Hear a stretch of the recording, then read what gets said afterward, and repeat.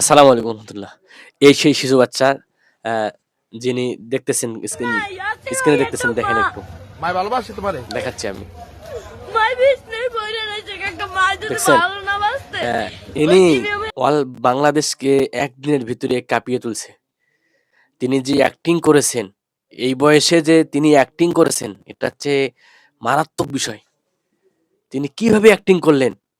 তার বাম নাই, তার বাম মারা গেছে এবং তার মা প্যারালাইসিসে পড়ে আছে। কি একটা অবস্থা দেশে! এতটুক শিশু, তিনি গোটা দেশকে মাতিয়ে দিলেন। দেখছেন বিষয়টা? এটা ভাবার বিষয়। তাহলে মানুষকে কিভাবে বিশ্বাস করবেন? আর মানুষের সহযোগিতা কিভাবে করবেন? মানুষের বিপদে আমরা কিভাবে এগিয়ে আসবো? আমরা তো দেখতেই পাচ্ছি, এতটুক শিশু যদি অভিনয় করতে পারে, এত বড় অভিনয় করতে পারে, দেখছেন অল আমি বাংলাদেশ ভিক্ষুকের বিরোধিতা করি না। একদিনের ভিতরতে আমরা সোশ্যাল আল্লাহর পথে মিডিয়াতে চলি, অসহায় মানুষদের দেখে ভাইরাল চলি। হয়ে গেছে এই শিশুটি। কিন্তু এই শিশুটি আসলে, আমি 3-4 বার সে ভিক্ষা কি দিছি, 3-4 বার আসলে বসছি। পাগড়ি অসহায়ের লাগাইয়া জন্য এভাবে মাদ্রাসার কান্না বদনাম করতেছেন? করে। দেখেন দেখি, হিসাবটা একটু মিলাই দেখেন।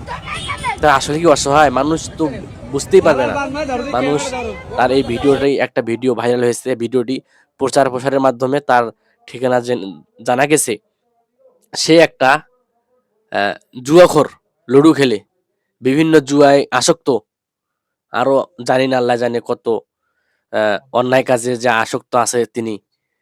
এতটুকু শিশু যদি আমাদের মাঝে বিভ্রান্ত ছড়ায়, তাহলে আমরা বড় মানুষরা, যারা মানুষের দ্বারে দ্বারে হাত পাতে, আমরা দেখতেছেন অল বাংলাদেশে যারা মানুষের দ্বারা দ্বারা হাত পাতে, তাহলে তাদেরকে কিভাবে বিশ্বাস করব?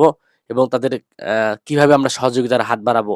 যারা আজকে মানবতার কাজ করতেছি, তারা কিভাবে তাদেরকে সহযোগিতা করবেন?